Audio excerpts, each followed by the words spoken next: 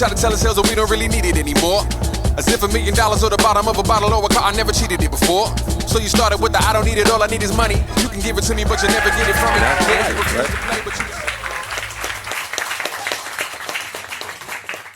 I want to start by acknowledging the lands we meet on today, the Gadigal and Wangal clans of the Eora Nation, and pay my respects to all my Indigenous brothers and sisters. Black music has existed on these lands for as long as people making it have, and continues to be the vehicle to tell the stories of these lands. I'd also like to thank the ancestors that paved the way for us to be here today, and thank their continuing guidance in these times. It's with great joy and a profound sense of purpose that we gather here today to celebrate the vibrant tapestry of black music. Our melodies and rhythms are not just sounds, they're the echoes of our history, the voice of our present, and the stories that will help to shape our future. They tell stories of resilience, unity, and the unyielding spirit of people whose contributions have shaped the musical landscape of this planet in ways that are simply impossible to adequately quantify. As we stand on the shoulders of musical giants, from the griots of Africa, all the way through to the Caribbean, South America, North America, and all across the globe, as well as across the vastness of the African continent, we are reminded of the importance of nurturing and amplifying the voices that resonate with the truth of our shared experience. Black music is a beacon of diversity, a bridge between worlds, and a testament to the power of art to transcend boundaries, and will forever remain one of the most powerful forces that shapes this earth and moves its people. I'm here representing BMAA, Black Music Alliance Australia. Our mission is to protect and promote black music and culture and the views and values of our members. We will work in collaboration with the music industry and government bodies to ensure equal opportunity and equity for our members and identify barriers that may be hindering their progress. Black music is one of the greatest exports to the world and the backbone of contemporary music. We at BMAA pledge to continue promoting the legacy, advocating for recognition, and fighting against any form of erasure or disregard for the invaluable work of black musicians in Australia and worldwide. If you're not already a member, this is your sign to sign up. Tonight, we are honoured to welcome a remarkable artist who embodies the essence of what we celebrate, Oddisee. A masterful storyteller, Oddisee's work is a confluence of thought-provoking lyrics and soul-stirring beats and challenges us to reflect and inspire us to grow. His journey from the heart of Washington, D.C. to the global stage mirrors the journey of black music itself, one of perseverance, innovation, and the relentless pursuit of excellence. Moderated by the talented Queen G, an icon of the local music scene and community, we anticipate a conversation that will delve deep into the realms of music, identity, and creativity. This dialogue is not just about sharing insights and experiences, it's about flaming the flame that will light the way for generations to come. No pressure, guys. So let us come together, not just as fans, followers, musicians, or industry workers, but as a community, united by the powerful musical legacy that we're here to celebrate. Let us listen, learn, and lift each other up as we continue to write the anthem of our collective journey. Welcome to the event, Identity and Music, an Evening with Oddisee. Thank you. Thank you everyone for joining us. My name is Queen G. I'm the senior producer here at the Rattler Theatre. I'm also a hip hop artist, and I've also been working with 15 years experience as a media producer. And tonight I'm extra excited because we are going to be running this talk in that similar format, but live in person. This evening is being recorded. It's being filmed by Studio Sensorium, Ross, who's in the building, and will be available later on for your watching and sharing. It's also being audio recorded, and I'd like to acknowledge my colleague Viv, who's a senior producer here at Rattler Theatre, for just making sure that we're able to do these things and get the funding needed to be able to host you without asking you for anything. Together here at the Rattler Theatre, Viv and I, we produced these Rat Talk series. And tonight I'm extra proud to be joining forces with the Black Music Alliance Australia, who've been very generous to run accessible free gatherings in the spirit of aligning black music industry professionals and increasing the visibility of the connections. All right, without further ado, I'd like to introduce our special guest for this evening. Please make him feel welcome. If you can, let's give him a standing ovation on your feet. Put your hands together all the way from Washington, D.C., all the way from the US of A. We have the one and only Oddisee!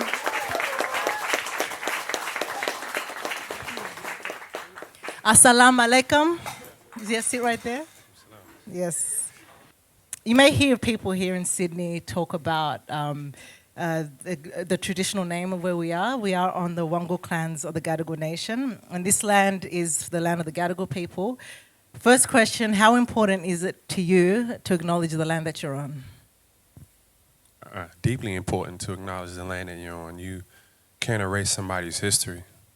You know, there were people here before, and these people matter, and they need to be recognized. And if you don't recognize them, when history repeats itself, and will continue to go and invade other spaces, and it doesn't even necessarily have to be something tangible. It could be the invasion of an idea that is appropriated without acknowledging where that idea came from.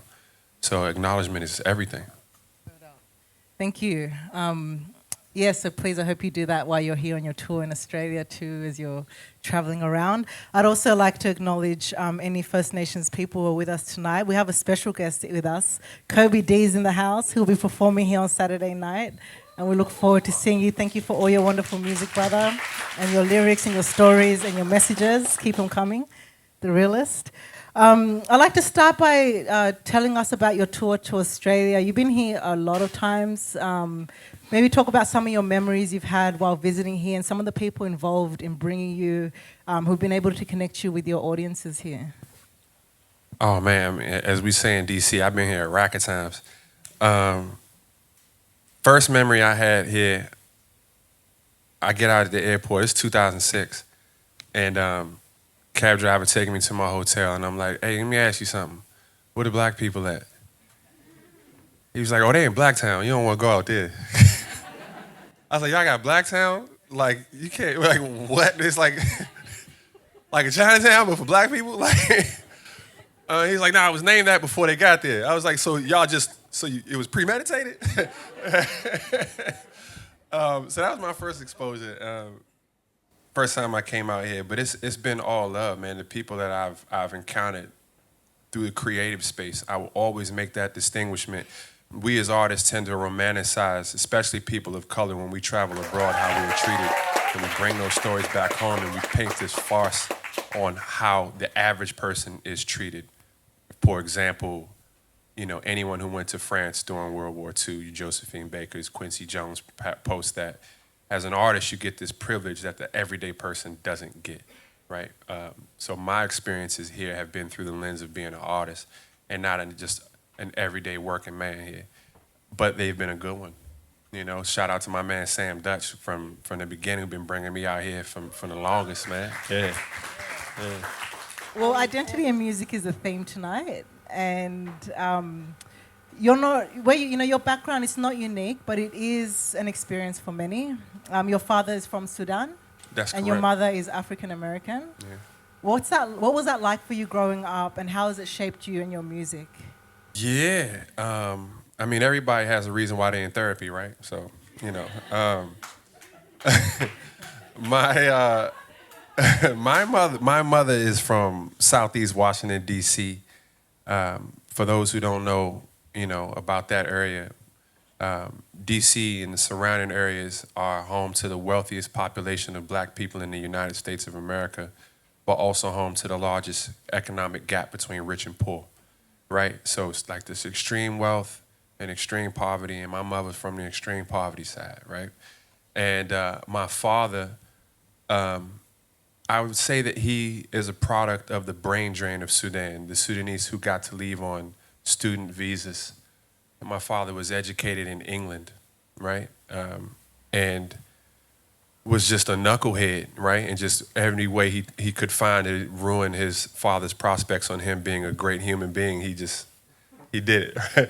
He did things his own way. So he left Sudan, went to Dubai, didn't like banking there with his brothers, hopped on a flight to New York. His homie he went to school with in Sudan told him it's popping in DC, it's less minority competition. Look that up if you don't know what minority competition is. And he made a life for himself in the District of Columbia, where he met my mother in a club. And I am a very, very happy accident. You know, I'm an accident, simple as that. The photos of my mother and father getting married, my mother's pregnant with me, right? And you know, my father tried to stick it out, but too many cultural differences between the two of them. So by the age of 3, they divorced. And it was my grandmother, Hajazena, rest in peace, who told my dad, like, you need to take your son. It doesn't matter what the circumstances is, you need to raise your son. He's your son, he's us, you take him. And that was probably a very tough decision for my mother, but as I said, my mother came from extreme poverty and is the oldest of 11 children. And my father was doing much better off when they split from each other. So that started me having a life of living with my father, being raised by him Monday through Friday and seeing my mother on weekends. And that's how I grew up. And I spent my summers in Sudan from age 6 to 18 every summer. And a lot of cultural clashes, a lot of realizations. To sum it up, we would go to pray in the mosque on Friday, and my father would drop me off at my mother's, and before he would tell me that there is only one God and Prophet Muhammad is his prophet, and then I'd go to my mother. And on Sunday before I go home, my mother would take me to church and say, if you don't accept Jesus Christ as your Lord and Savior, you're going to burn in hell. And that was my life, right? And why do you think that is? It's so it is a common story that I hear about where there's this weird separation between Africans from Africa and African Americans. Yet we look very similar, and there's this weird disconnect. Even when I was in New York many years ago, that's the first time that I had experienced, and I thought, oh, we're all gonna because here Black people see each other, we're like, yeah, excited, but it's very different. Can you talk to us a little bit about why that is, if you've got any perspective around it? Absolutely, because for me, it's not weird at all. You know, I think race relations in the States have, for decades now, shaped how other minorities fight their struggles in other countries. And I say that sometimes for better and for worse, because it kind of amalgamates the lens of everybody's problems through the lenses of how race is viewed in the United States. And in the United States, you're dealing with a people who were exported there against their will and had been a part of the creation of the country from its inception and have had no credit for it and everything that comes with that. And I, with my own eyes and my own life, have experienced the comfort that white Americans have with even something as employing Africans over African Americans. It's an unspoken herd that they will feel more comfortable with a person they know that they didn't enslave. Simple as that. You can't have an animosity for me because I didn't technically do anything to you, but you might have a problem with me. And that is something that's real, and we are gaslit to say that it's not true, right? And race is a very, very different thing. I think what I notice in America is once you move there, or when you leave your own home country, the things that you take for granted when you meet another countryman or someone who looks remotely similar to you abroad, you start to congregate and you create this community based off of your commonality and your similarities. But you take those things for granted. For instance, in Sudan, you're not going to walk past every Sudanese person you see and say hello. But if you see a Sudanese person here, you're going to say hello. So why would a Black American see you and immediately say, sister? You know what I mean? Like, that's where I'm from. Like, you just another person, right? And I think the smaller that community gets, the more you can't just take that for granted, and you must go through great lengths to create and foster that community, where a lot of that is lost in the States. My wife is Moroccan, and my wife is born and raised in Paris. And Moroccans don't just walk past everyone and say hello. There's so many of them. Why would you? You know? I think that's something that's definitely similar and relatable here to Blackfellas, to First Nations people here, where there's immigration nation, pretty much. There's actually a film called Immigration Nation. You should check it out. And it's a very similar thing where, someone like myself and many people in this room, it's a very multicultural country, and I think we love that. We celebrate all this multiculturalism, but yet it's like, don't forget whose country it is, don't forget whose land you're on, don't forget how this came to be, how we came to be. And when you spoke about that piece about, I'd rather talk to the person I didn't enslave or I didn't harm than you, it's the first time I've heard it like that, actually. I like to simplify things. It ain't that complicated. And earlier on you spoke about the minority something? Minority competition. Yeah, what's that? Tell us about it. So minority competition is when waves of immigration come from different countries where they become minorities in a majority country, whatever the pre-existing ethnicity that's dominant is. There are only a limited amount of jobs and resources that said minority can fulfill. So what tends to happen is the first wave of minorities who arrive want to gatekeep those resources for themselves and feel threatened by other minorities who are trying to achieve the same dreams and possibilities that they have. For instance, in the States, the Irish were very much threatened by African Americans who were moving north because they thought that they would, quote unquote, take their jobs. But the Irish themselves were a minority scared of other minorities. You get Brexit, for an example. The amount of minorities who voted for Brexit to stop immigration when they themselves were immigrants was because I got in. I don't want you to come in and then take my job and mess up things for me. So that's minority competition. There's only but so much that the majority will have available for minorities. So you fight amongst yourselves for the scraps. Yeah, and that's something we've got to keep in mind when we're doing things, going on about our daily business, and the little minor aggressions we show to other people who are maybe not like us. I think that's something to keep in mind, that it comes from somewhere. You're a family man. How do you do what you do? You travel the world. You're a full-time musician. How do you do what you do without being dependent on the system? Can I ask you, what's the system? The system, the white supremacist system, if we're just going to go straight there. The system, the capitalist system, the system that's got us all getting up every day to grind and rewind and get on with it, which is very important. I'm not against making a living for ourselves, but just this system, because I know being an artist and being a musician, it's not depending on who you are and how major you are, but if that's... I think I'd have to answer that question in two parts, because yes, I do have the privilege to work for myself, and I have been for many years. I make a living. I support my family in literally a village, from my music. But I haven't escaped any sort of a system. The world is a very, very big place, and I've been touring for almost 20 years, and I've been touring the exact same countries for almost 20 years. Why is that? I'm doing my first show in Johannesburg in 20 years of touring in a couple weeks. I tour Western countries. I tour white spaces. I'm no exception. I'm in a system. I'm dependent on the euro and the dollar that comes from Canada, US, Australia, New Zealand, and all through Europe. So I'm still in a system. Black people only make up 13% of the population in the United States. The United States is my #1 market for sales.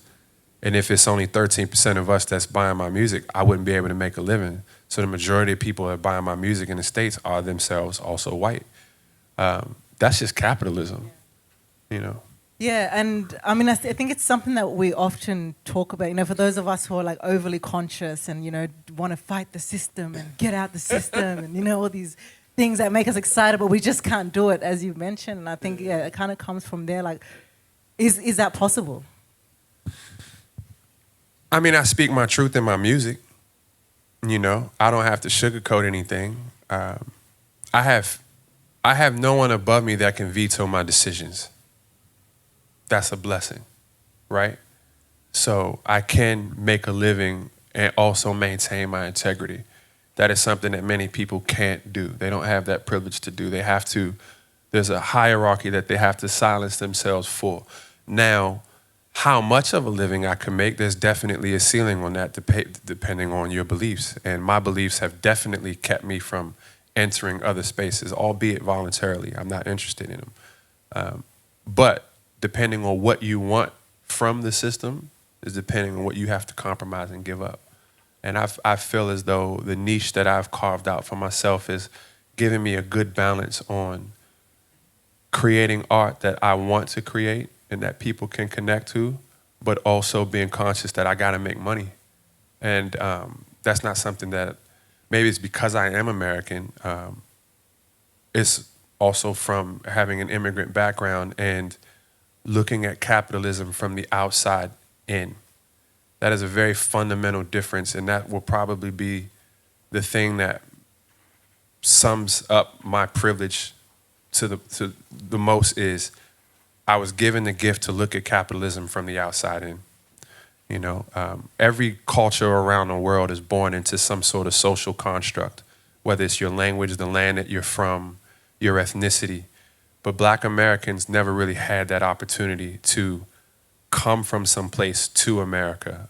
Even people from the Caribbean, although they came from slavery as well, the fact that they left a place, when they get to a new place, that creates the community. Black Americans are the first people born into capitalism. You know, capitalism was created through Holland, through Western Europe, exported to the United States where it proliferated and it really took form. And the first people who were born into it were Black people. So there's a lack of an ability to see outside of capitalism, whereas anyone else who comes to the United States can exploit it from the outside within. A small example of that is getting a small studio apartment anywhere in the United States, and there'll be 6 men living in this place, and each of them will be working menial jobs, saving up money, and then eventually one of them will be able to buy a home, and then another one, and then another one. Within 5 to 10 years, they're all married and homeowners because of the ability to put everything into just living very, very uncomfortably for long periods of time, which is completely shunned upon in America. You're supposed to get out when you're 18. You're supposed to have a job. You're supposed to have money. Where's your car? A woman won't even date you half the time if you don't have those things, right? So that's the ability to exploit the system from the outside in, you know? And I think that's the biggest thing that I've been given as far as playing the system. I do plenty of work that's corporate all the time. A good portion of my living comes from music licensing. I license my music to things that I don't even watch, you know? When I come back from this tour, I'm doing 25 cities from here to England. I'm doing a tour for a company called the City Winery. They're a franchise that owns a series of venues across the United States. Members have this membership where they come and they have wine and they get free performances along with their membership. I don't even drink. The bag is crazy. Yes, I'm gonna go do this for these people while they have Chardonnay. I don't care. I'm gonna go home and take that money. I'm gonna feed a village with that money of other people who don't drink. I'm not getting caught up in I can't do this, because live and let live, you know? Yeah, I think that's something that challenges some of us a lot, is when we get in those situations where it's like, oh, but this doesn't go with my beliefs and this. Look, I'll be the first to admit it.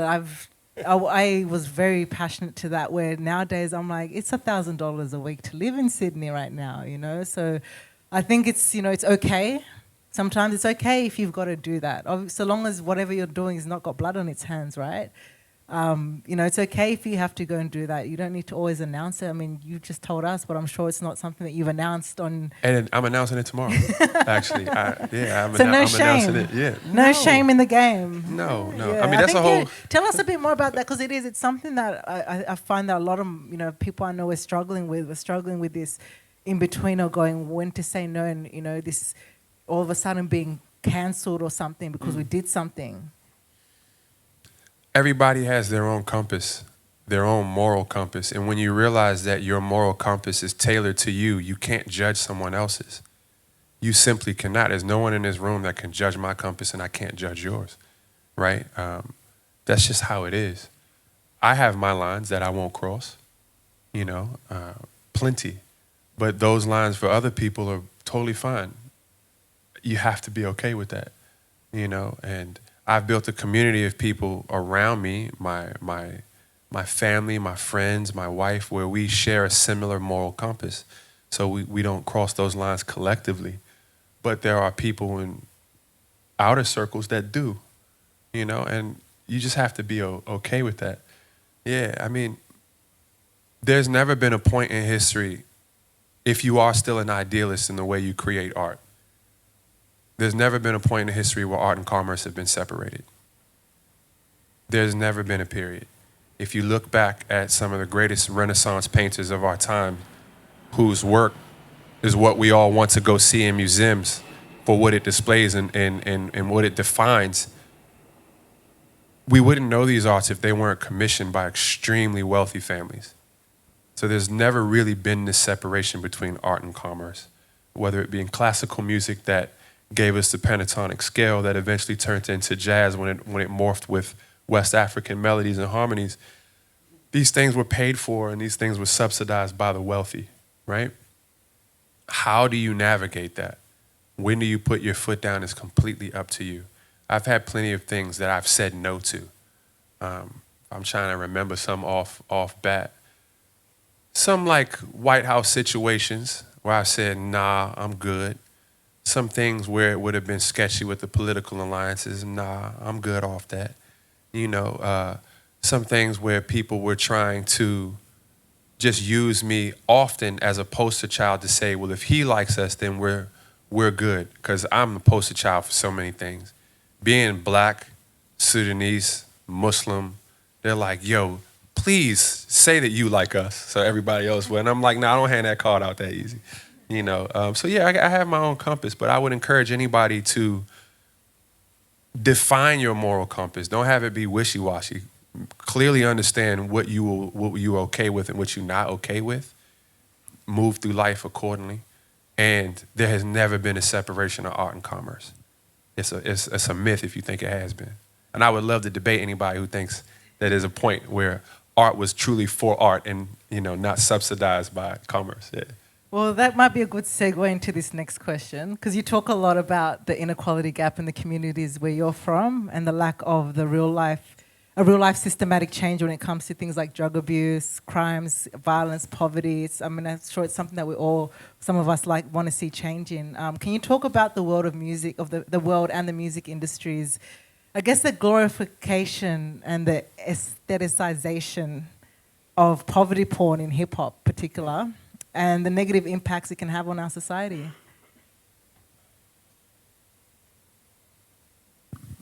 Poverty porn. That's an interesting. Is that a new one? Yeah, it's it's cool to be poor. It's cool to have a hard life. It's cool. It's in at the moment to we want to hear all the bad stuff that happened to you. Okay. And that's it, I'm a historian that's what I like to do in my spare time is just read and study. My favorite things to study are human migrations, genetic markers, and flashpoints, points in history that everyone has to remember, right?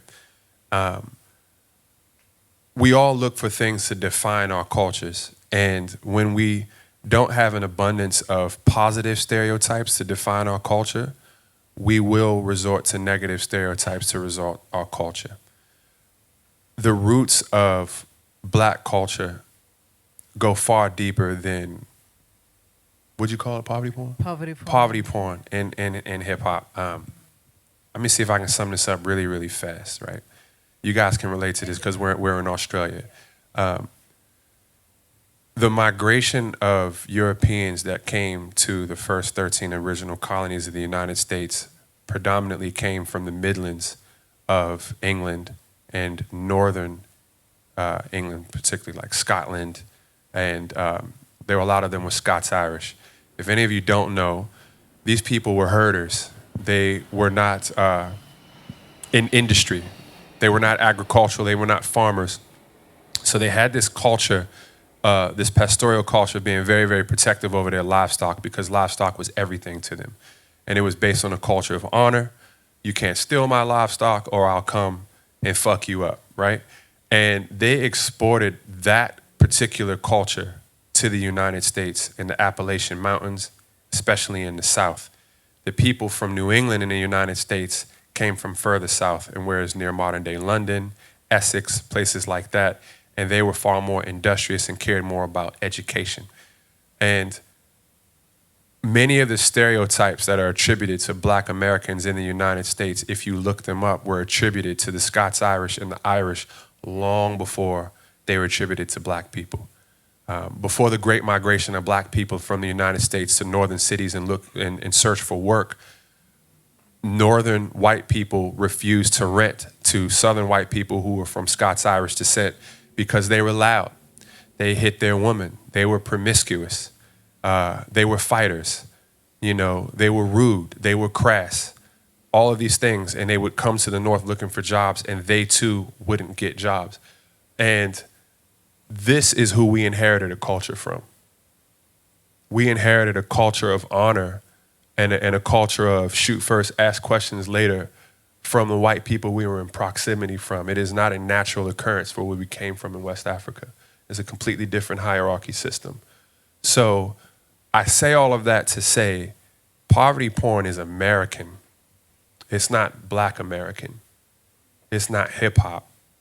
Having this glorification of struggle is quintessentially what it means to be American. Everything in America is about coming up from the mud, getting it how you can, and it's okay if it's illegal as long as you don't get caught and if you can get clean afterwards. And we've always been rooting for that type of figure ever since the inception of our country. Our forefathers were gangsters. These guys glorify themselves as starting the American Revolution by throwing tea in a harbor, when the only reason they threw British tea in the harbor is because they were all smugglers who were smuggling tea and selling it on the black market. And the British got so angry with them that they started creating these blockades. And when they cut into their black market profits, then they dumped the British's tea in the water because they was cutting into their side hustles in the black market. So these were already gangsters from the beginning of our country. We've always rooted for this type of person. We root for them in our films, whether it's Scarface or Goodfellas. We root for them in every aspect of our culture. Donald Trump is the same thing, right? That's a glorification of a thug, you know?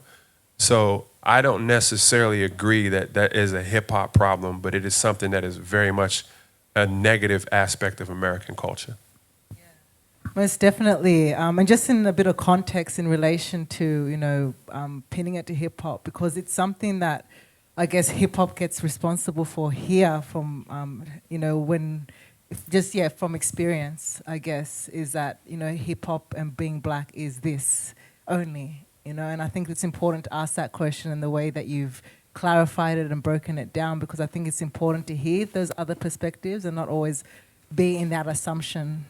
I guess, we're always learning. And that's the point of, doing things like this and talking and having a conversation, because asking these questions can, bring a different perspective. And speaking of perspective, something as well that, I wanted to talk about with you is emotions, is something that we can relate to as Black peoples. Emotions is something that's frowned upon in our communities. It's something that happens globally that I can relate to with Black people from different parts of the globe.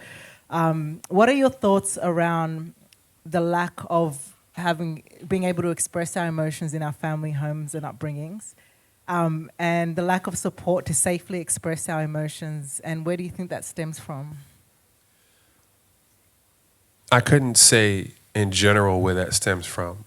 I can say from my upbringing, and maybe it will resonate, and maybe it is something that's general. I just don't have the exposure to realize this is something that we all go through. But the ability to articulate emotions is a privilege. And it's a privilege that when you're thinking about where your next meal is going to come from, or when you're living check to check, you don't have the ability or the privilege to articulate your emotions. If anything, in the areas where, I grew up and the people where I'm around, being emotionally transparent or vulnerable can be a liability. I've asked myself this often with my own parents, and from what I can see is, imagine if you encourage your child in a very dangerous neighborhood to be emotionally expressive. They're in school, they're on the basketball court, they walking home, it's dudes on the street that's trying to test them from that culture of honor that we inherited. And you say to them, because your parents encouraged you to, I don't like how you make me feel. What do you think those people are going to do to them? You just put your child out in front of wolves, right? So almost as a way of subconsciously protecting our children in environments that are unsafe, we encourage ourselves to suppress emotions in order to survive where we come from. It's a survival mechanism, whether it's in a developing country that's war-torn, that's home to a dictatorship or extreme poverty. These things are a survival mechanism that you really only have the privilege to unload when you have a high level of safety, right? And we cannot judge and go back to other cultures that don't have that privilege and say there's something fundamentally wrong with your cultures because you don't express these emotions to yourselves or to your children. We are speaking from a place of privilege, and to have that is a privilege, and that's from what I've seen. You know, I can't say that in general, but that's my own personal opinion. Yeah, absolutely. I absolutely relate to that privilege of expressing your emotions to the fullest, and it's an important thing to be able to do. And I mean, I've got children myself, and it's something that I've raised them completely different to how I've been raised. Absolutely, same here. Because it's something that you do, right? You just go, I don't want you to go through what I went through, so let me save you while I can. Eventually, we'll get there. Well, we have that privilege now. As simple as that. Privilege of emotions. Yeah, we have it. We have the freedom. Like, we have time privilege. Our parents didn't have time privilege. Yeah. You know, my dad would be gone before I woke up. First half of my life, my dad was a baker. So I wake up, I'm in elementary school, I'm making my own breakfast and walking myself to school because my dad's gone. He'd been gone since like 4 o'clock in the morning. You know, I'm seeing myself out. I'm 7, 8 years old. You know, I come home, he's knocked out sleep. So I'm taking care of myself again, you know? And that was it, like time privilege. The amount of time I have to spend with my kids is crazy.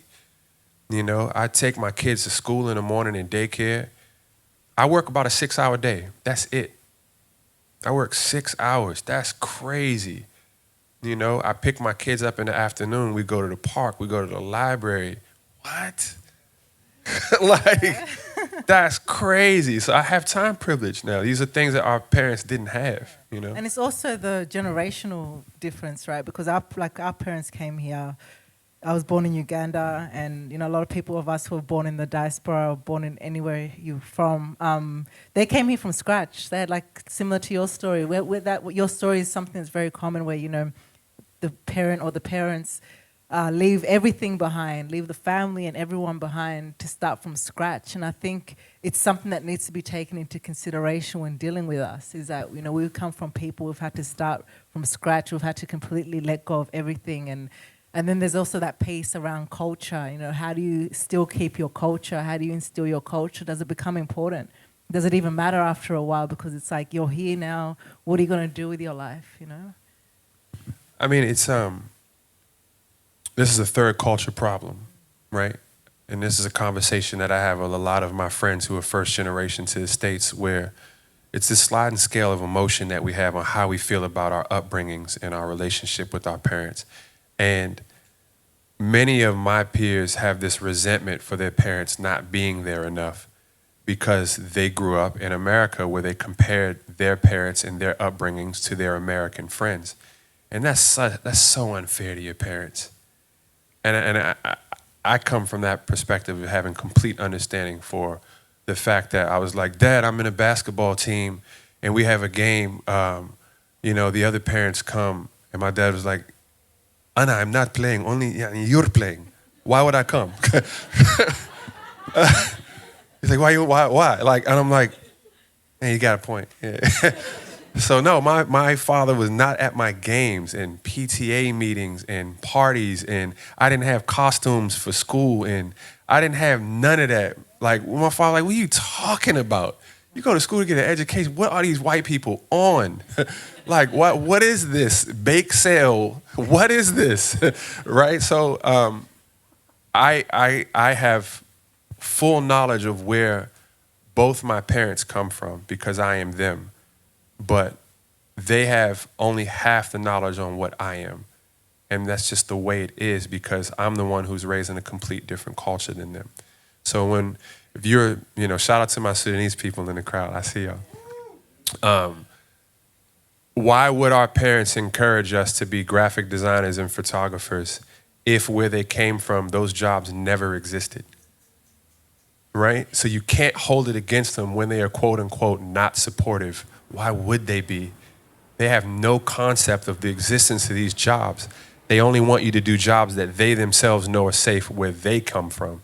But now you are in this whole new world where you understand a system of opportunity that they can't even fathom. So just don't listen to them respectfully. Like, just do you and respectfully say, yeah, I'm going to still do the degree thing or whatever. I mean, I didn't, but You know, that you have to have some acceptance for the fact that they cannot comprehend what we are, you know? Yeah, cheers to that. I fully appreciate you expressing that because, yeah, we've missed out a lot from just holding on these grudges that are unnecessary, right? Now, let me clarify something. You're from Washington? 100.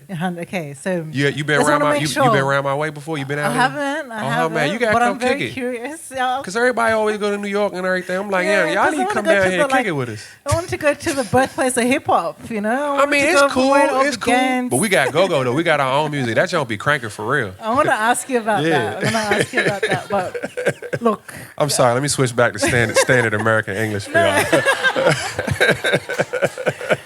well, first, yeah, eventually we'll get there. But I'm really curious to know, like Washington D.C. It's where it all goes down. It's a big White House where we all see other things coming. What's going on there?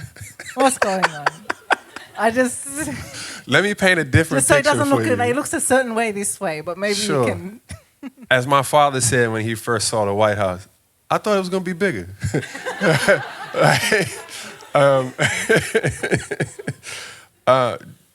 D.C. is the capital of the United States and, you know, by default, the capital of the world. You know, take it how you want, you know, what that means. But a lot of decisions get made there that affect the rest of the world, right? It is also a very, very interesting place, several reasons. So it has some of the oldest historically black colleges in the United States, and it is one of the only cities that up until maybe 10 years ago was majority black. And is no longer majority black due to gentrification, but it is still 48% black, right? It is a very wealthy place, and it is a place, everybody here familiar with the term called affirmative action? All right. Okay. So affirmative action happens, and you have to give people of color and women jobs, and there's this quota. And black women kill two birds with one stone because they're women and people of color. So from the 60s on, you see this acceleration of women in the workplace in the District of Columbia, predominantly because the law took effect there, so it was the first place that they wanted to make an example of this new law.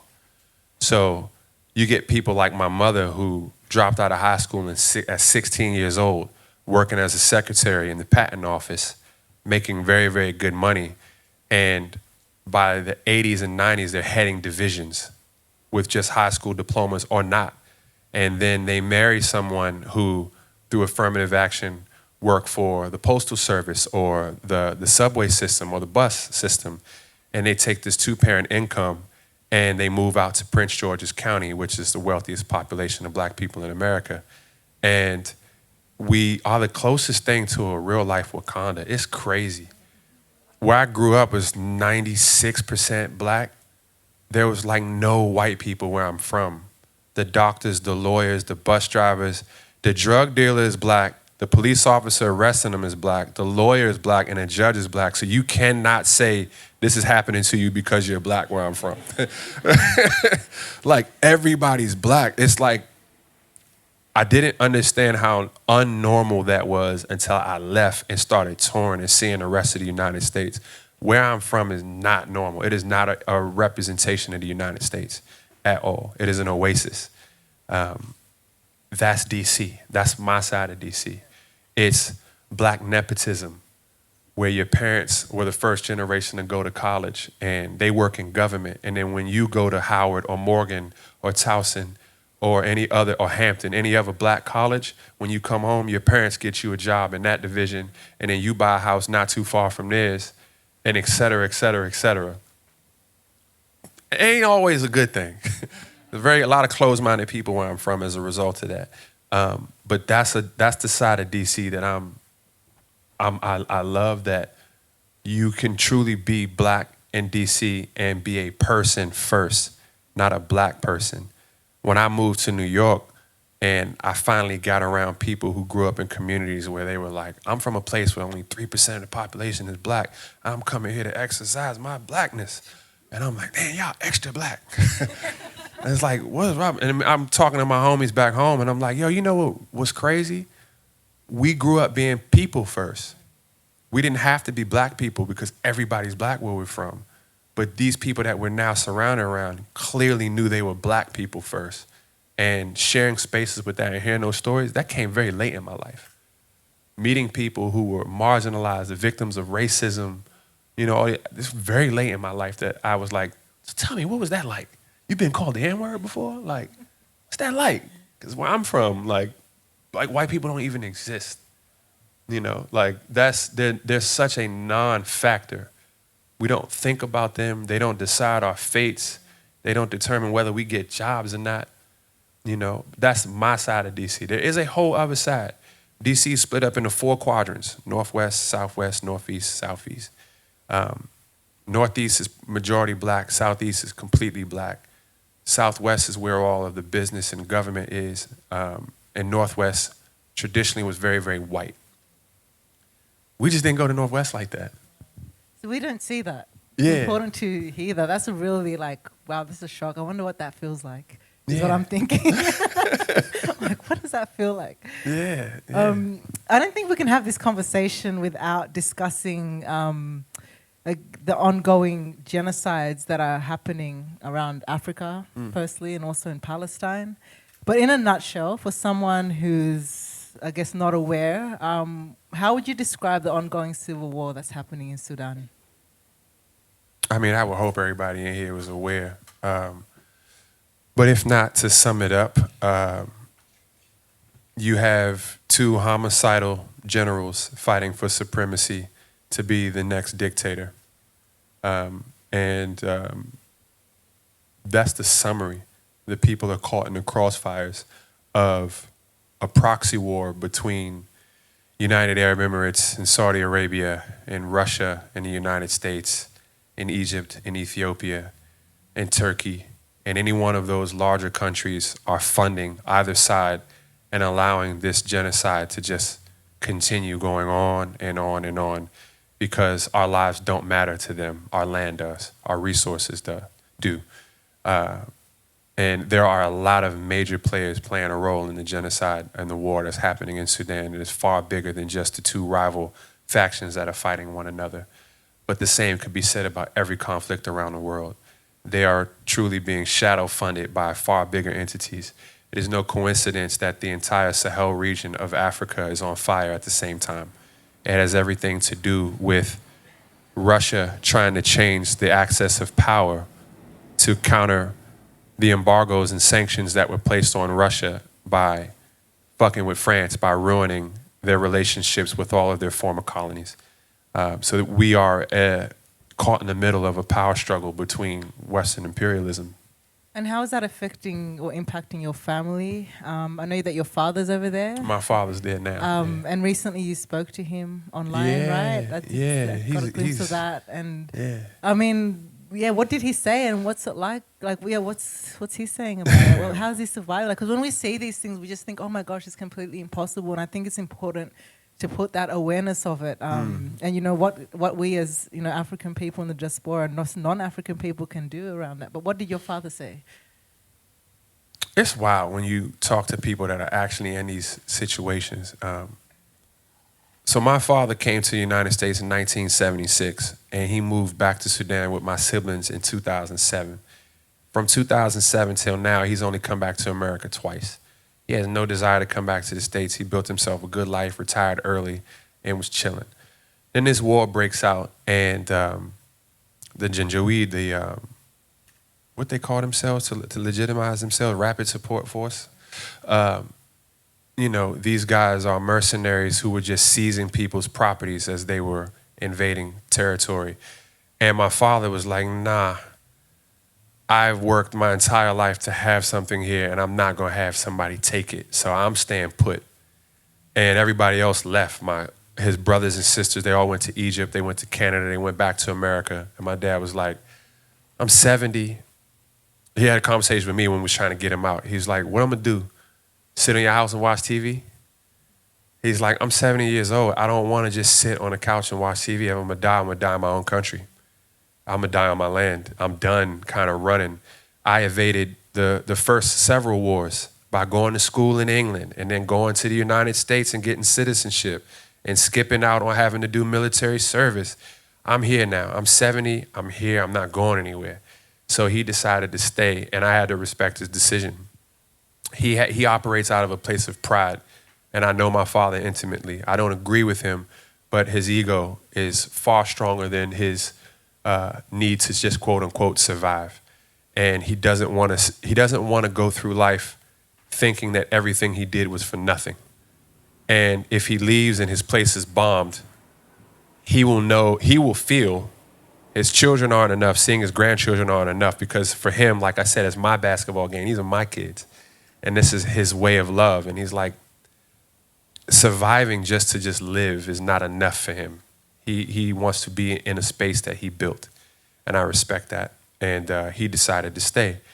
And my dad is a soldier, man. Like, he transformed his apartment building of 16 units into a shelter. He dug a secondary well and is feeding, giving housing, and taking care of his entire neighborhood. There are people coming from other neighborhoods seeking shelter with my dad. He's completely just transformed the man who he was. And I think a lot of that was redemption. We all have our skeletons, and my dad spent a large portion of his life not being a good man. He's done things that he's not proud of, and to survive. And this is his payback. This is how he's redeeming himself. And he's doing an amazing job. I don't think he's gonna have any problem getting into paradise, for what he's been doing now. And he's kept a comedic tone the entire time. This is a true thing. I haven't spoken to my dad in weeks. I don't know what's happening with him, because he's been feeding all of these people. The army, the Sudanese army, has known that his area is a safe space, and they fought off all the insurgencies and pushed out the Janjaweed from his area, and they are able to come freely in and out of his area now, and they go to him to, kind of get reports on what's going on in the neighborhood. So my dad had access to a Starlink. You guys know what Starlink is? Starlink is the thing Elon Musk made, where it's this like mobile satellite that gives phone service anywhere in the world. So one of the soldiers had a Starlink in the back of the truck, and he's like, I gotta call my son. So that's why I was able to speak to him. No one else had service. It was still a blackout in the whole country. And I'm like, how are you able to talk to him? He's like, yo, check this out. He's got a Starlink. And I'm like, all right, cool. I'm like, how are you? He's like, yo, it's like Gaza out here, man. I'm like Gaza? Like, you are in a war zone. Why are you comparing it to another war zone, right? And he's like showing me like, your uncle? They dropped a bomb on his building. Mine? Fine. Right? I'm like, yo, this is very wild. Like, his attitude is crazy right now. Like you said, 70, he's lived his life, and that's wow. Thank you so much for sharing that. I didn't think we could hear these perspectives like in person like that. So sending all the best and blessed energies to your father, he your gonna people, be all right. and everybody in Sudan, everyone all over the continent of Africa. Appreciate it. Now, countries like the USA, UK, Australia are all headquarters of colonization, and they manufacture and supply the murderous weapons and assault that devastate human rights before our eyes that we're all witnessing, and it's all through our taxpayer money. What's it like traveling the world right now as an American citizen while Israel continues to increase their genocidal war in Palestine on children, on families, on the entire population? I mean, I'm not saying that you're the, face of that, but I'm really interested. What is it like traveling the world right now while this is all happening? What it's like, from my perspective, is seeing history repeat itself constantly. And this is our moment in time to see genocide, apartheid, expansion, murder, greed. This is our lifetime of experiencing these things. But the English did that in Australia. The Aztecs and Mayans did that to their neighbors along the coast, which is why they invited the Spanish in the first place. The Maori went from island to island and conquered other islands that weren't a part of their people. The Han expanded all through Asia and conquered non-Han ethnic people. The Niger Congo of Africa had probably one of the largest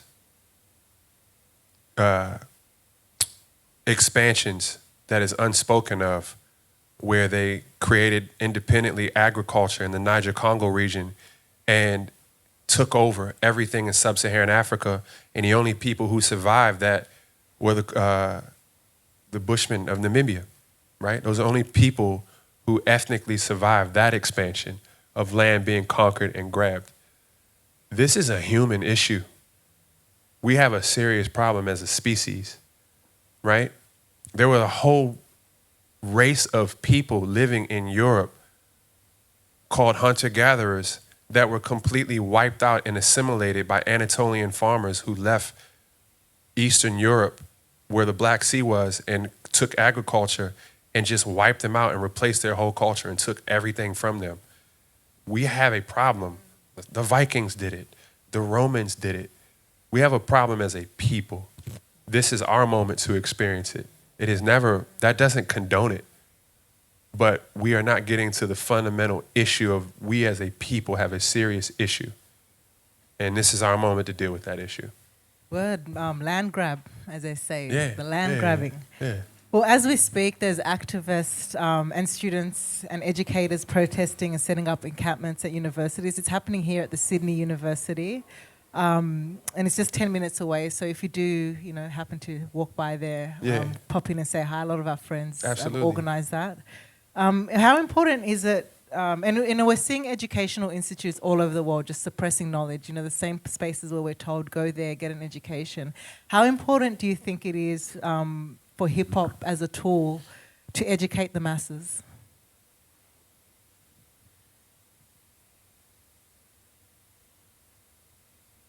I'm thinking because I think art always has a responsibility to educate, but I don't think that it's its sole responsibility. I think that art is always supposed to be everything. So if you are an artist who has a calling to activism, that is your calling, and you should use your voice and your music to fight for causes as an artist. If you are an artist that gravitates more towards entertainment, you should not be held to the same standard as an artist who wants to have a political voice and an opinion. And we shouldn't hold every artist, at this standard where you have to have an opinion.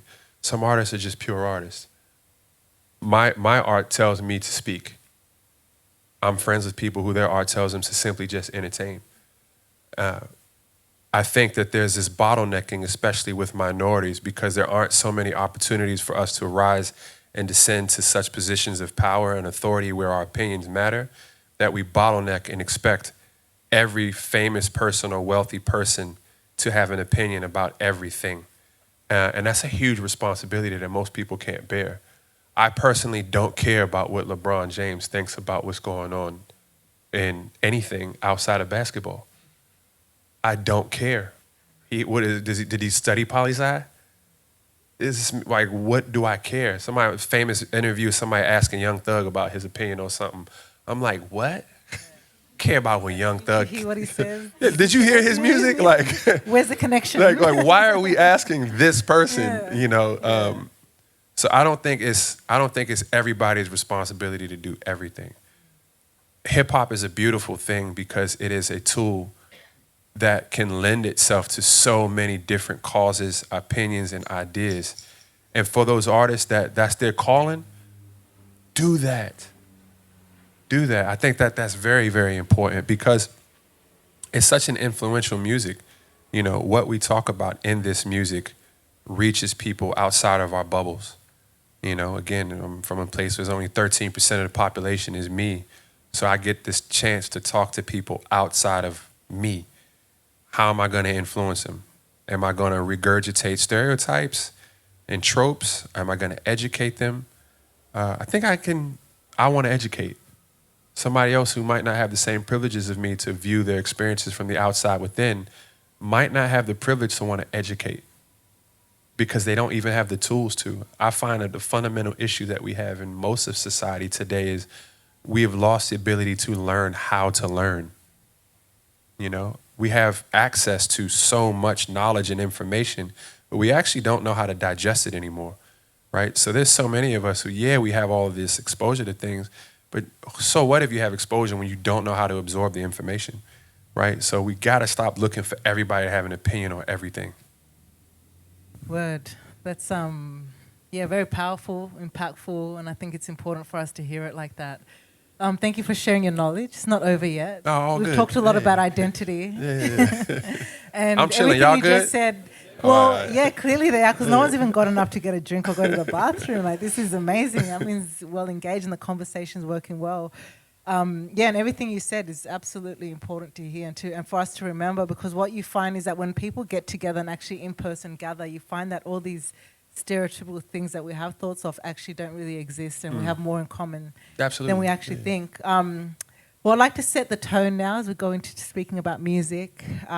Music is timeless. You know, it doesn't matter the distance between an artist's last release, and it's not a measure of their success, but I really believe it's a legacy. So I'd like to play something now from God. you. I hate hearing my own music. Make it quick. Well, when I was I feel like we have a lot in common. All right, Lachlan, hit the tape. I think the biggest risk I've taken in my career was choosing to do music as a career.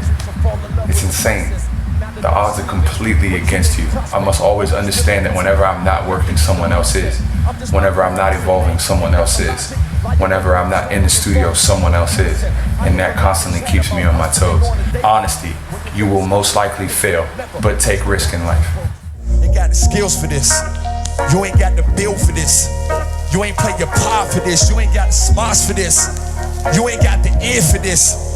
You ain't cried a tears for this. You ain't got the years for this. You ain't play a part for this. You ain't made a mark for this. You ain't got the heart for this. You ain't got the heart for this. You ain't got the heart for it. That hits the heart. Right? That hit me in my heart personally.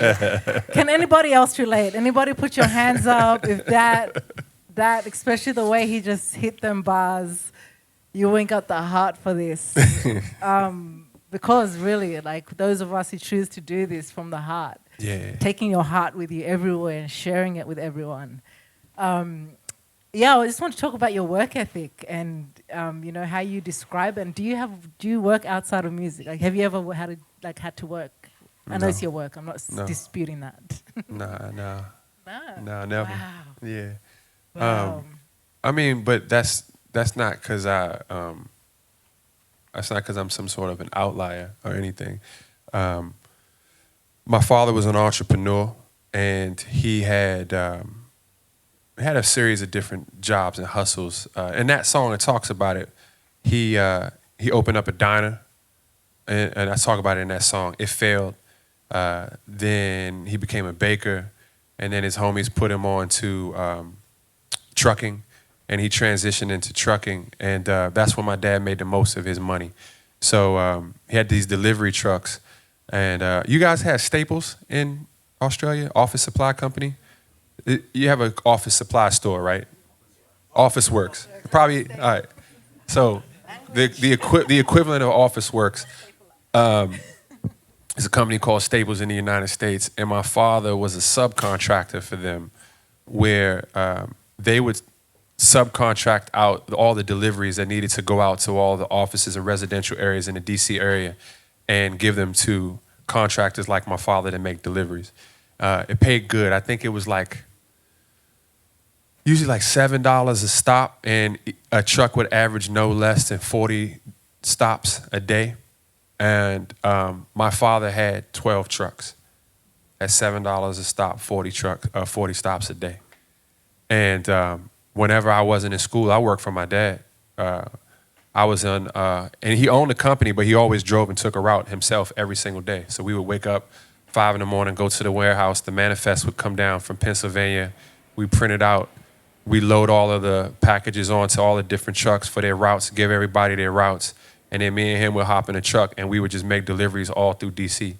And he was lazy, so he would just do all the driving, and I had to jump out and carry all the copy paper to all the offices. So I loved it because I learned my whole city, So when I wasn't in school, I worked for my father, right? So that is a place of privilege where I can say I was able to transition from that to music. Yeah. Absolutely. Yeah. Earlier on, you started to talk about this a little bit. I was like hoping you wouldn't go into it because I'm really interested to hear. I love your production. As a producers, lovers of production, your music's incredible. But tell us about what go-go music is and DMV roots. To give us the insights and the backgrounds on that and how much of that is involved in your production and music. Well, go-go music is a percussion funk-based music that derives from jazz. Its creator, a gentleman by the name of Chuck Brown, rest in peace, used to have a band called Chuck Brown and the Soul Searchers. In the 70s, they have a hit song called Bustin' Loose, if you've ever heard it. Or you can look it up. I feel like bustin' loose, I feel like bustin' loose. So that's a DC anthem. Go-go was created because we had, like I said, a lot of black wealth. So we had these events called cabarets. And I got a lot here. Okay. But probably not in the same way. Yeah. If you saw a cabaret, you'd be like, That ain't- no diss, like the cabarets are amazing, but I'm also aware that the cabarets where you're from are probably on another level. It's I don't know about cabarets down here, so you're gonna have to hit me. Cabarets? All right. Dun, dun, dun. Okay. So we had what we call cabarets. It's like these black socials where someone will rent out some type of a hall and someone will do the catering and some person's making the money from getting people in the door and they take the money to pay a band and it's a hustle, right? And you go to mingle with people and, meet maybe your future partner or somebody that you could do business with, et cetera. And these things were constant in DC. So Chuck Brown was a band player for a lot of these cabarets.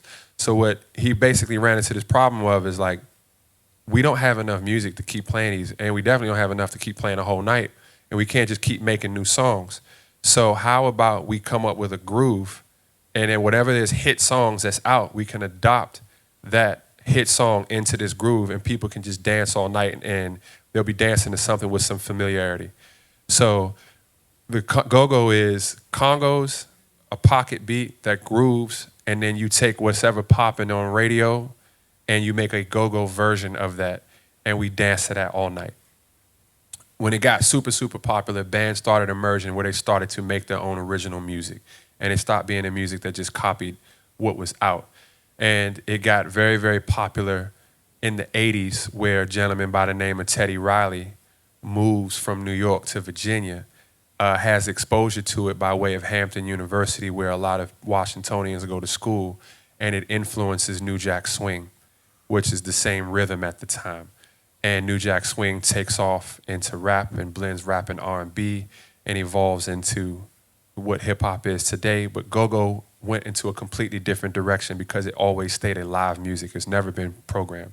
You'd be hard pressed to find recordings of go-go music from those times. What we would do growing up is you go to the clubs on the weekends and there would be a PA recording that night, and then they would mass produce that tape. And then when you go to school, you would trade cassette tapes of that club performance. So we would go to school and be like, hey, young, you got that 2518? I trade you that junk for that 0231. You got the 0231? Yeah, at the Ibex? How you get that junk? I heard they only made like 500 copies of that. And them joints were sold out like a mug. Huh, man? Young, I trade you that junk stamp. So that's how it would be. Like, we would trade go-go tapes in school to these performances that were happening almost nightly. One go-go song that got real popular, the chorus from that song was taken by a very famous New York rapper. 4 in the morning, I'ma kicking it out. And then 6 in the morning, I'ma sending it out. And that was Jay-Z, who Jay-Z used to hustle in D.C. and Maryland. So he got hip to go-go. And he took a very famous go-go song and made a hit out of it. That was a #1 on New York charts. Rich Harrison, one of my favorite producers of all time, rest in peace, go-go producer who joins the Hitmen and Bad Boy era, and then goes on to meet a woman named A. Marie, where he writes and produces for her, and she has a hit called One Thing, which is a go-go song. And one thing was so big that Beyonce hears it, and he produces Crazy Right Now for her, which is a go-go song. So you've heard go-go without just knowing that you heard go-go music. But it's very much alive and well, and it's the predominant music where I come from. Wow, that's amazing lesson there, and it just tells me that every music just stems back to black music. It's just It's black. the history That's it. Yeah. of black music. I want to go a bit into that, but I just, for those, a lot of us here are musicians, artists, and I think it's important to, understand someone like yourself. You're internationally acclaimed. You're celebrated in massive platforms like NPR, Time Magazine. How do you get into these spaces without major label support? And for those artists who do strive for that major label support and don't, they don't succeed, or they, the doors are closed on them, what would be a way to approach your artistry and the way the world hears your sounds, and how you've been able to do that without, and still be able to touch these major platforms? If I had to give myself any credit for that, it would be making a conscious decision to tour with the live band and no longer use profanity in my lyrics. Once I realized that there were markets that I could get in that were shut off to rap based on the fact that I toured with high-level musicians, and that you didn't even have to bleep out my lyrics. They were just clean. That was a conscious decision when I got my first sync deal. The first time I got a sync deal was a fit band, for Nike fit band, and it featured, I forgot what his name was, but he played for the San Diego Chargers at the time. And they loved the song, and the guy who licensed it was like, oh, this is great because we were looking for songs that don't have profanity in it. And I was like, well, can't you just take a clean version? He said no, because our demographics, even if they know that the cuss word is there and it's bleeped out, that might bother them. And by demographics, I'll leave that up to your imagination what they mean, right? So I said, I see. So even bleeping it out isn't enough. He's like, no, it can't be there at all. You'll have a higher success rate of licensing. So I'm like, well, I'm trying to make a living from rap. So I cuss like a sailor in my house in my spare time, but fuck that. I'm not cussing no more in my lyrics, right? So I started to be able to be more palatable to said demographic outside of my 13% because I stopped using profanity. And then I toured with a live band, and we come from go-go. So my band comes from jazz, gospel, funk, and soul, because you have to in DC. So we get booked for these festivals. Why I lie to you not, we're the only hip-hop act on these festivals. We did a festival in 2018 called Misop Rock Festival in Thailand, in Bangkok. It was a punk rock festival. And we were voted best performance of the festival.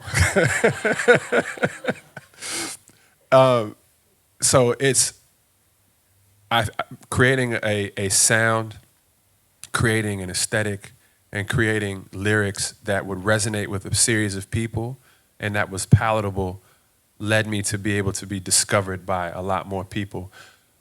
A lot of my fans will say, I don't listen to rap, but I listen to you. And that's a very common thing that I hear often. So that I can attribute to myself. Those were conscious decisions that I made. What I can't take credit for is, you said like NPR, Time Magazine. I have a publicist. I am in the machine. I control it, right? I'm not on a major, but I used to be on a label called Mellow Music. Mellow Music was distributed by The Orchard. The Orchard is a subsidiary of Sony. The Orchard, when they joined forces with Sony, became the largest digital distributor in the world. That is who I release my music through, right? My publisher for years was Surefire Media. It's owned by Bruce Springsteen, right? So yeah, I'm in NPR. I better be. Like, what am I paying for, So I have a machine behind me, but my machine doesn't tell me what to do. I don't have to dress a certain way. I don't have to put out a certain single. There's nobody telling me I got to make TikTok dances, right? I'm not in that machine, right? The machine that I am in is very much, I have, I just started working with a new publisher. So I won't put that out there yet because I haven't worked with her yet. But I have high promise because I worked with her in the past. So I have a new publisher. My publishing is solicited by Buddha Music Publishing out of Berlin. My distributor for my label, I have my own label called Outer Note Label. My distributor is The Orchard. I have a manager. You know, I have a videographer. I have a team. I have a graphic designer. You know, I have all of the things that a major has because my ethos has always been micro, macro. Apply what majors do on a smaller scale. Don't completely reject it. You have to just adopt that template to your size and scale it down, right? And you can do that when you have a higher return on investment. So because I write my own songs, record my own songs, produce my own songs, I sell less and make more than someone who's on a major, right? It takes me a shorter time to recoup. And so my metrics are completely different for me on what's a successful record versus someone who's on some major label who has to sell an insane amount to recoup.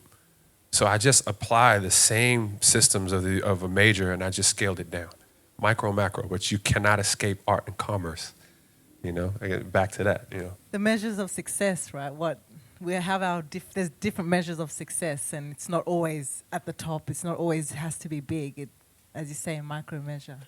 So, yeah. I mean, what is success? Yeah.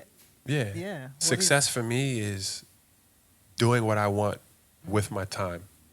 Eating what I want when I want it, sleeping when I want, going where I want to go when I want to, you know, is success. And, you know, alhamdulillah, I've been able to do that for over 20 years. So I'm good. What else is there? And I can still go outside and not be bothered by people. I can still take my kids to the playground and nobody bother me. And you can know? still line up to get your own meal. Why would I not? You know? I was trying to be like, let me serve you, let me get the food for you. Especially, I can line up. I love that. One last question, very important one. This is something that is very passionate to many and something that we're trying to navigate. You know, the American music industry has a long history of whitewashing black music and erasing black artists. Here in Australia, the industry has a similar, if not the same agenda, of whitewashing, of erasure, and it's ongoing. Do you have any suggestions on what we as black people in music can do to push back against cultural appropriation and the erasure to ensure black artists protect the historical legacy of black music and also maintain the rightful respect and authority? I mean, that's a heavy question. It's not, Nah, you good, it, you but it's good, you very, good. like, we can't have this conversation without bringing it up. Sure. I would like to see more of a fight for equity and not equality. I am not concerned with being anybody's equal. I just want equity. And I think we should start to care more about equity or care as much about equity as we do equality. You will oftentimes hear in the United States where people will say things like, look what the Jewish community was able to do, and they were a minority, but we couldn't do that because, you know, white Anglo-Saxon Americans always had their foots on our neck and wouldn't leave us alone. But the difference is equity versus equality. You're dealing with the people who were fine being ostracized and alienated and secluded to themselves as long as they maintained equity. And with their equity, they were able to buy in and invest in what it is to be America, right? But without equity, you can't actually have equality. So you can acknowledge me as your equal, but if I don't have equal pay, what good is the acknowledgement of being your equal, right? So I'm all about equity over equality. I'm not trying to be anybody's friend. I don't need your awards. I don't need your acceptance, acknowledgement, or approval of my identity or my ethnicity. Let me make as much money as you have and leave me the fuck alone. Straight up. Like, I don't care what you got going on over on that side. I don't need you to accept me. You know, I need you to leave me alone, most importantly. And whenever we've been left alone in the United States of America, we've been prolific. Tulsa, Oklahoma, Wilmington, North Carolina. You talking 5-10 years after the abolishment of slavery, and we already had elected officials and a thriving black middle class in Wilmington, North Carolina. It didn't take any time. White people saw that and burnt the whole thing down. They were like, nah, y'all can't have it like that. Same thing happened in California, Weeksville, in Brooklyn.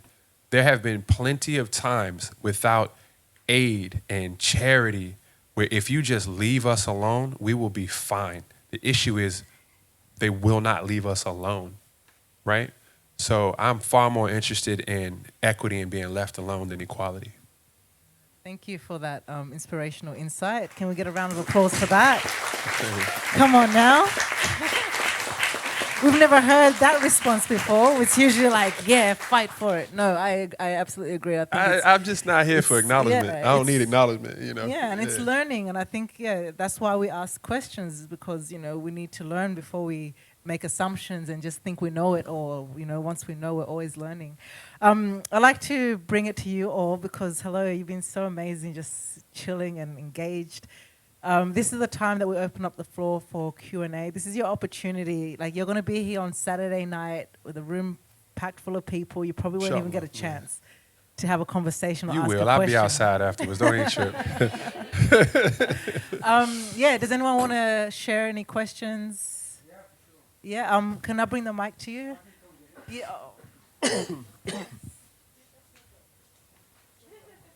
That's all good. You good. Okay. No. Thank you, Oddisee, for actually being honest and being vulnerable here. And speaking for us, I'm Sudanese. So my name is Omar. Really appreciate this, actually, more than you think. But my question is, speaking on identity and being black in the West, I wasn't born in the West. I came to the West, mid-20s, right? And that's a very different perspective. I was in the Middle East my whole life. And there's a lot of things you're saying that are extremely relatable. But I don't want to turn this into a whole conversation. I want to give you a question so everybody else can get a chance. So first of all, there's a 70s book by Chancellor Williams called The Destruction of Black Civilization, right? That book speaks about how Egypt and Sudan were the birthplace of the first kingdoms in the world, from the agricultural revolution to the building of, places of living, to all of that. That, I believe, that needs to be researched into, to connect it to how jazz came about, how, slavery, because I'm from the side of Sudan that was not enslaved. Actually, I was from the side of Sudan that my grandparents were slave owners. And the identity crisis You're Jali? No, I'm Dongolawi. I'm Dongolawi. Yeah, okay. Yeah, okay, so basically what I'm trying to say is the West knows us black people as this victims of slavery, so and so and so. And that's not inaccurate, it's just half the picture. The other half of the picture is we are self-determined and we are creative naturally. And when you said your stuff about DC, I grew up with black people where I only realized my blackness when I went to school with Arabs. But besides that, I was just another guy. So how much because you say you're a historian, I'm asking you this, and I'm sorry if I'm catching you off guard in any way. Oh, no. But what I'm trying to ask is, how much more research do you think we need to do as black people, and then as Sudanese people specifically, and what are the biggest questions for us, from your perspective, because it will be different from mine? Thank you. No, thanks, man. I think we as black people need to stop looking at history through the eyes of Western imperialism. We don't realize how much we observe our past and the opinions that we gather from it through Western imperialism and how it shapes us to look at race and look at history, right? For an example, we'll say, oh, Moors were black because look at these Renaissance paintings of Moors. They were black. So the Moors from Morocco who conquered Andalusia for 400 years were black men. The majority of them were Amazigh. And the Amazigh were not only of sub-Saharan extract, they were a myriad of different tribes. During the Reconquista, the Spanish wanted to clearly distinguish themselves from their former colonizers. So because they share so much DNA with each other, when they created these paintings hundreds of years afterwards, they wanted to make it clear who was the Moor and who was the Spaniard. So they made the Moor significantly darker so that you could tell the distinction. And it is those paintings that we use to say these people were black. So there's a lot of learning that we have to do. You said that the first civilizations come from Egypt and Sudan. Genetically, anthropologically, the first civilizations come from between the Tigris and the Euphrates rivers. So when we talk about the definition of what civilization is, it is a sediment lifestyle where it was based on agriculture and it had some sort of centralization of government, language, writing, etc. These things first originated along the Eurasian axis. The Eurasian axis is a latitude that goes all the way from China all across to the British Isles. This axis is extremely important because anything that can grow in one area can grow in the other because it shares the same latitude. So the chicken originally comes from China and the apple comes from Kazakhstan. The sheep and the cow and wheat originally come from Anatolia and where modern day Iraq and Iran are from. Grapes originate in Georgia, I believe it is. So all these things come from the Eurasian axis, and where one came from, it was able to trade with another. Ask yourself why a lot of those things didn't make itself to sub-Saharan Africa, because the longest axis line in sub-Saharan Africa is north to south, where what grows here cannot grow here, because here is arid and dry and here is tropical. What region benefited from the proximity to the Middle East where these civilizations occurred was Egypt, because it was close enough where it shared the same latitude, where it was able to get this technology and grow these things along the River Nile. So it is another perspective through the eyes of Pan-Africanism to want to say that not only humanity comes from Africa, but all is civilization. Civilization is different from humanity. Humanity does come from Africa. Civilization has its roots in the Middle East. And the first empires that were able to reap the benefits in Africa from that civilization were in fact Egypt. Once they reaped those benefits, they played an integral role in influencing what happened in those civilizations. So it was a cultural exchange going back and forth. Hieroglyphs did eventually evolve into our modern day letters. You know, the letter A comes from Aleph, and Aleph was a hieroglyph that fundamentally meant the same thing that it does now, right? So there was a cultural exchange that was happening. These are the things that I want us to know. We have to separate our political issues with our former colonizers in the way we view history, because we're looking to rewrite history to empower ourselves for a history that was taken away from us, and sometimes we get it wrong, and we tell fabrications or we exaggerate things that happen. I have a highly controversial opinion that I share, that I have, but I'm completely transparent with it, where I would like to see us discuss, we've had far more of a cultural exchange than Western imperialism would like to admit. It's not that they created everything or we created everything. For the longest time, we've been creating everything together, and it wasn't until chattel slavery that people had to pick a side on who did what first, you know? But I would like to see that discussed more, yeah. I hope you're taking notes because, yeah, can we get a round of applause for that? Because I'm a nerd, I'm telling you. Knowledge should be free. Look, a part of the reason why we do these things is because, you know, there's this massive belief that knowledge should be free, right? There's so much money being spent on knowledge, being asked for knowledge, and a lot of that time the knowledge we're being told is not true. So I think it's, you know, we've got to acknowledge the knowledge that we receive and the new things that we learn and the new things that we hear. Does anybody else, maybe one more person? Yes, Brother Kobe D. Peace. Thank you. Yeah, I just want to kind of bring it back to one of the questions that was asked. We've being a family man, having kids and being in the industry and touring and stuff like that, and you spoke about time privilege. For me, I feel that privilege as well, that I'm able to spend a lot of time at home with my kids, but also wanting to spend as much time as I can working because I'm at that point in my career, you know. And I think for me, I grew up with an absent father, so now I'm a father of three. I have a stepson and a daughter and a son, and it's most important thing for me is to be as present in the household as I can. So I do the school drop-offs, I do the school pickups, I go to the studio in the times in between. But I kind of feel that guilt of working outside of that. Like even like next week, I'm off to London and I'm doing. I'll be there for 2 weeks, and it'll be the longest I've really been away from my family. And I guess my question is, does that impact your time that you put into work, and how does it impact your time with your family? It's a good question. And hats off to you, man. We need more artists who showing that side. We family men, you know? Thank you. Time management is key for me. Time management is key. How I work on projects are like in a step method.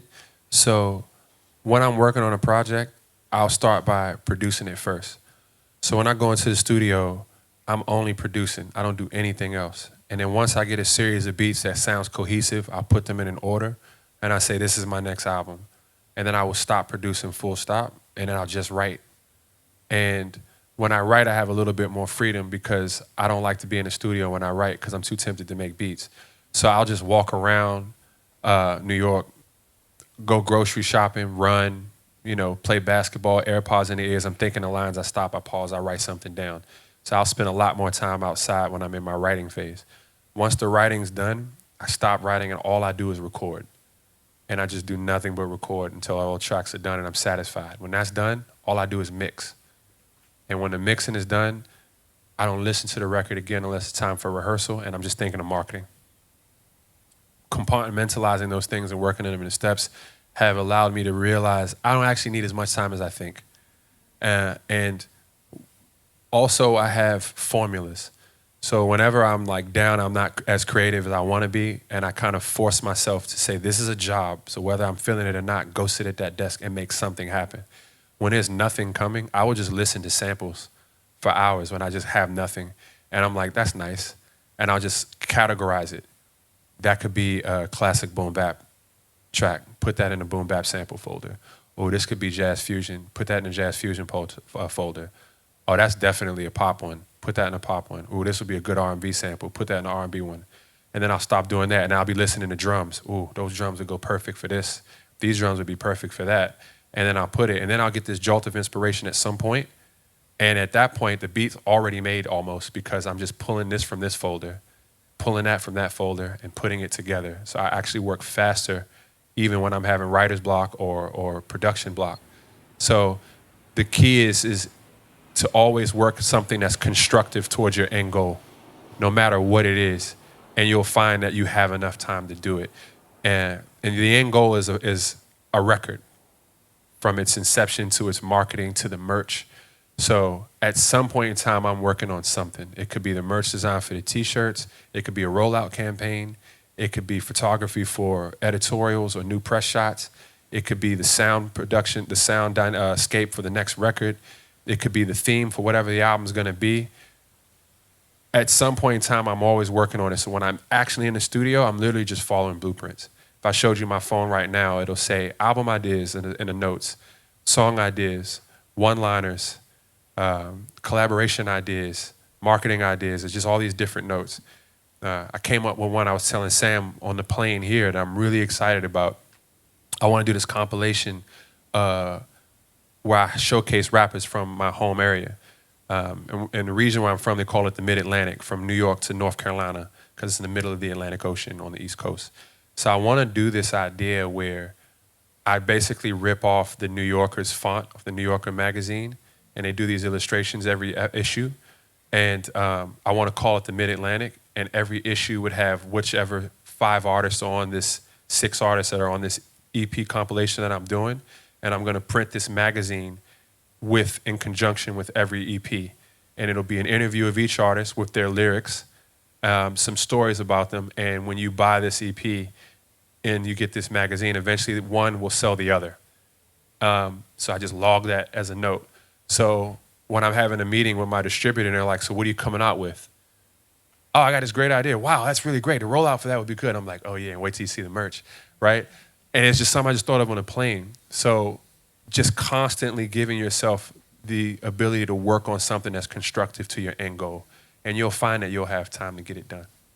I appreciate that. Yeah. Thank you.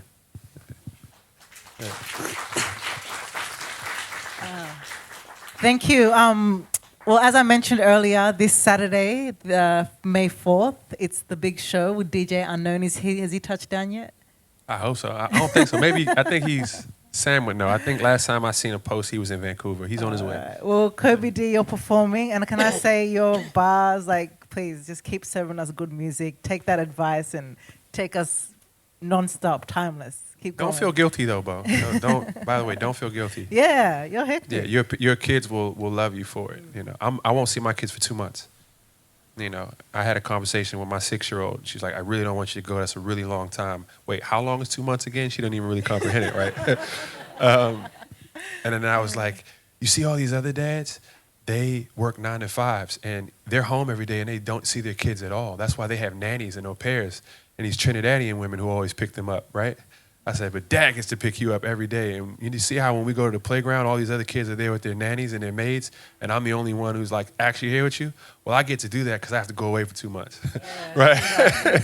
So just break it. Just be transparent with them, and they'll love you for it, you know? Yeah. Well, we're looking forward to this Saturday. As I said, there's a discount code. Just go to Oddisee when you purchase the tickets. Tell all your friends about it. I think it's it's a huge privilege that we've been able to do this, and that's a massive thank you to Black Music Alliance Australia for existing. Also to the Red Rattler Theatre, our Future Communities program, arts program. I'd also like to shout out our current artist in residence who's here with us this evening, Ripley, who's come here from Nam and is producing some incredible music, some incredible work. I won't drop the bomb, I won't drop the secrets, don't worry, I'll leave that to you to say in case I say it wrong. But please, keep on the lookout for all the awesome stuff that we do. Thank you again to Msanzi Fusion for the food. There's plenty of leftovers, so like grab a plate on your way out, take it to someone. Yes, right. And also to Lachlan on sound. You got to give big up to the sound people. A massive shout out to Sam from Low Key Source. Make sure you grab some merch if you can on the way out today so you can wear it on Saturday. Also to Studio Sensorium, to Viva, to our wonderful bar here at Red Rattler Theatre. Thanks, Zoe, for serving everyone this evening. Before we do go, I want to make a massive announcement, and I want to take a photo before you put the holding slide on, so it's like that. So don't put it up yet, Lachlan. But tomorrow we're launching a fundraising campaign for the Red Rattler Theatre. For those of you who don't know the historics of the Red Rattler Theatre, please, I urge you to go out and check it out. This is a queer-run playground, and it was started by 5 lesbian women who decided to buy this building for the purpose of creating free art and accessible arts for marginalized people who couldn't access spaces and express themselves. And since then, they've handed it over to the community. It's now fully community owned and run, which means we're paying a mortgage, which means in a few years' time, if we keep activating this space and keep having a reason for this space to exist, we won't have to worry about not existing anymore, because we all know a lot of spaces that we've all loved and grown up seeing around no longer exist because of things like what we see happening down the road, gentrification, and these developers who are coming through. But we're too staunch over here. We'll never let that happen. So tomorrow we're doing our end-of-year fundraiser campaign. We'll put up the QR code at the end of the evening.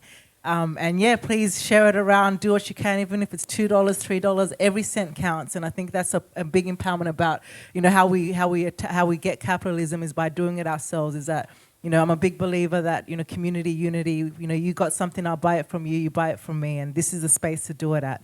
So thank you everyone for coming through this evening and taking your time to be with us tonight. We really appreciate it. We really believe in free education, free knowledge, so we'll try and do more of these things. But in the meantime, please put your hands together again for Oddisee. Play some beats, Lachlan, give us some music. I really loved hearing about all the history, actually. The cultural history, the musical history, political history. It was also really interesting to hear about Washington, D.C. and how the East Side, its cultural divide and history there. Honestly, too many things. I think my favorite part was when he talked about his process of like isolating songwriting and then the producing side, the writing, and like I think I'm gonna try to implement that myself. So it's cool to hear his process kind of thing. Oh my gosh, favourite moment. There were so many, but it was just great being in this space, hearing such an incredible conversation between Queen and Oddisee, two incredible artists, but just also the history, the culture, the knowledge that was dropped.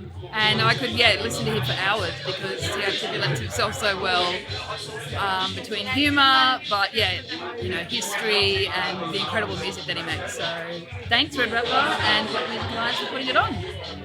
It was so much fun. It's so good to have that new perspective, a fresh perspective from a different part of the world into the country, and just putting it to our own lives and our own community. So I think it was super insightful, but also inspiring at the same time. And I think for us creators and artists, it gives more perspective and just a bit more direction, especially as a person of colour.